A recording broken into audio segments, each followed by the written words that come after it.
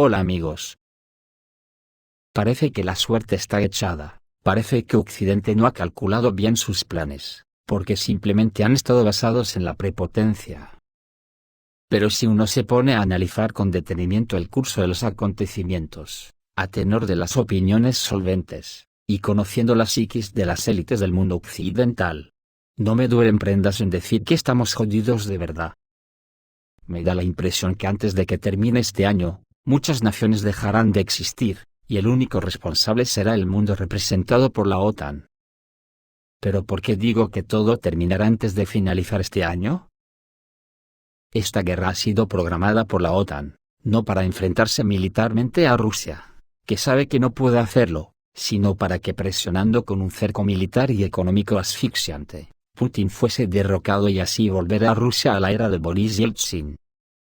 Pero ha resultado que Vladimir Putin es un hueso duro de roer, y sus contraataques son demoledores para todo Occidente, un Occidente que ya se está tambaleando y caerá de bruces en el charco de sus propios vómitos asfixiándolo. Todos sabemos que una guerra de estas características nunca puede ser interminable en estos tiempos que corren, en el que Internet ha neutralizado a falsimedia.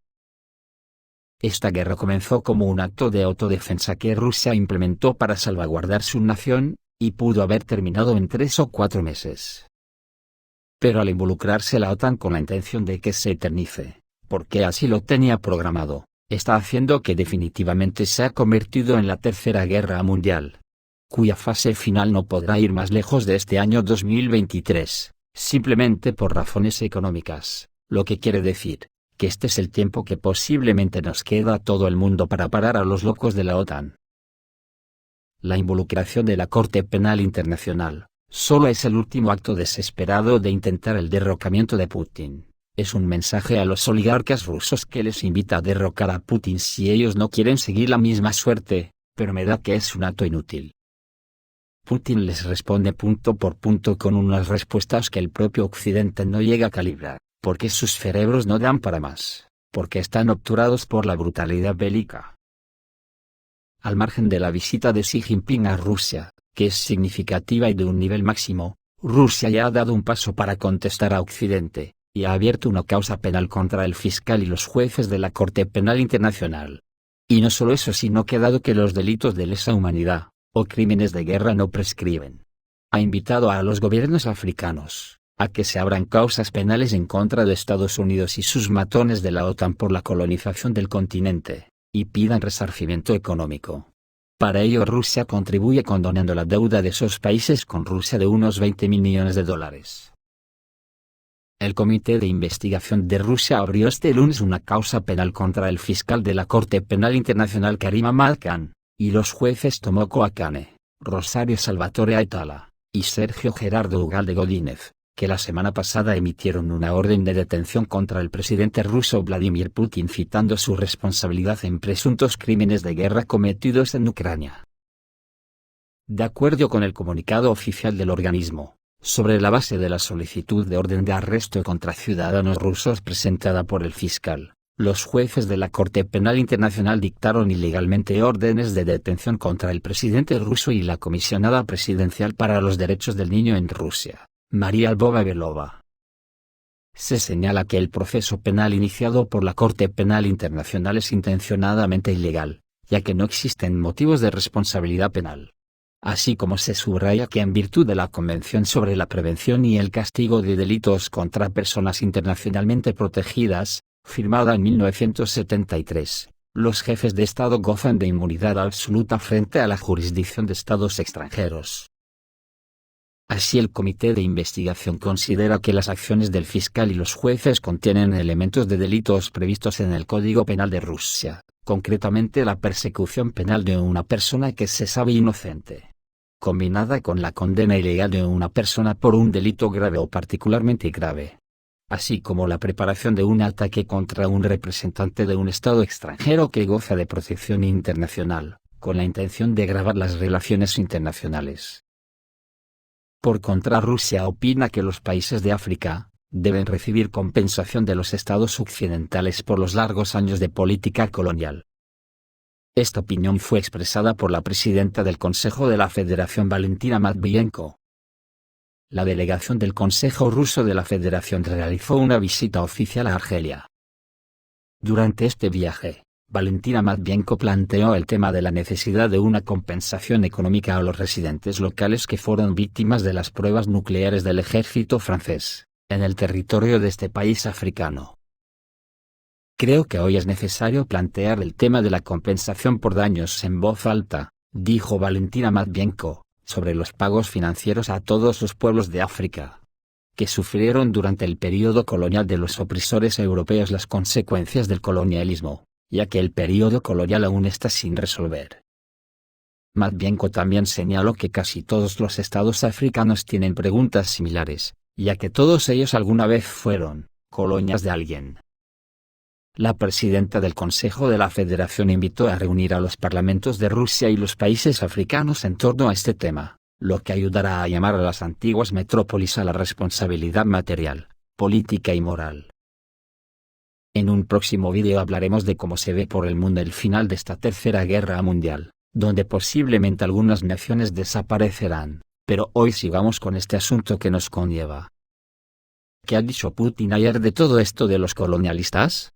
Según Putin, Rusia, África, Medio Oriente y América Latina se oponen a la ideología colonial y juntos formamos la mayoría mundial, dijo Putin.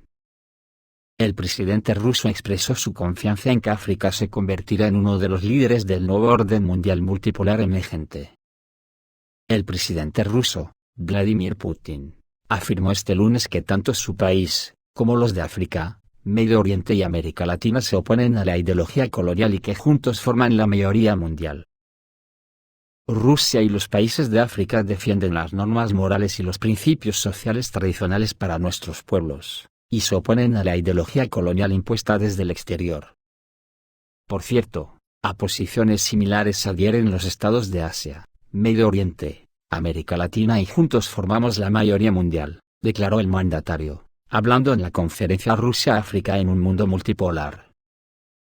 Al mismo tiempo, el líder ruso expresó estar convencido de que África se convertirá en uno de los líderes del nuevo orden mundial multipolar emergente, ya que sus estados aumentan constantemente su peso y su papel en los asuntos mundiales, se posicionan cada vez con más confianza en la política y en la economía.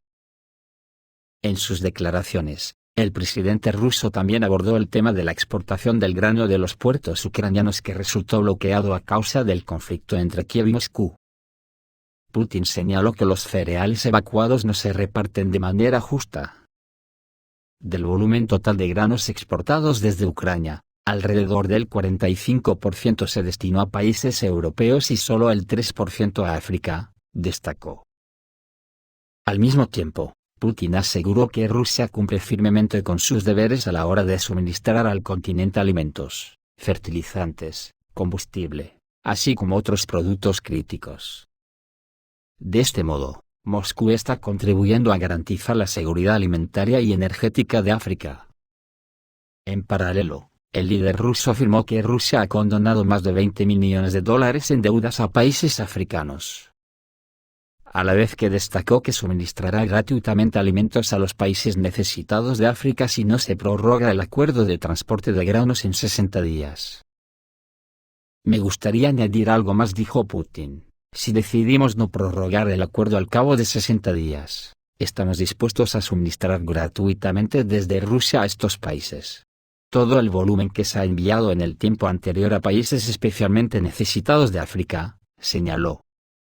El acuerdo que permite que las cargas ucranianas naveguen a través de un corredor seguro fue alcanzado en agosto pasado con mediación de Turquía y las Naciones Unidas, para aliviar la crisis alimenticia internacional y fue prolongado por 120 días.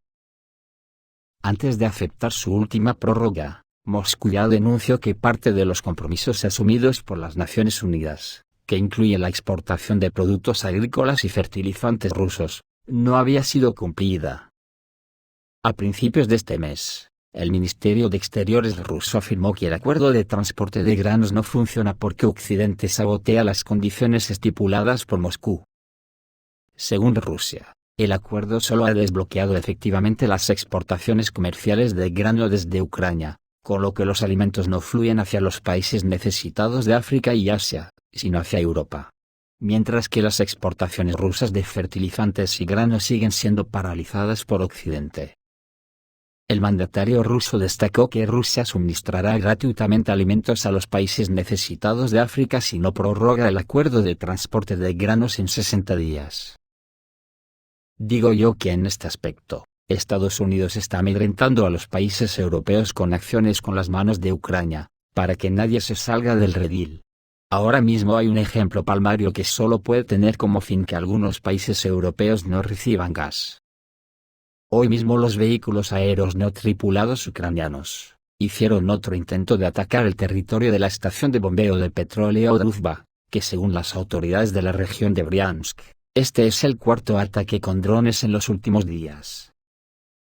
Un avión no tripulado ucraniano lanzó municiones en el territorio de la estación. Hubo una explosión, pero se evitaron daños graves. Tampoco hubo heridos en el ataque. Los vehículos aéreos no tripulados ucranianos ya han realizado 3 intentos de volar el oleoducto Druzhba, el ataque de ayer fue el cuarto. ¿Quién puede beneficiarse del cierre del oleoducto Druzhba?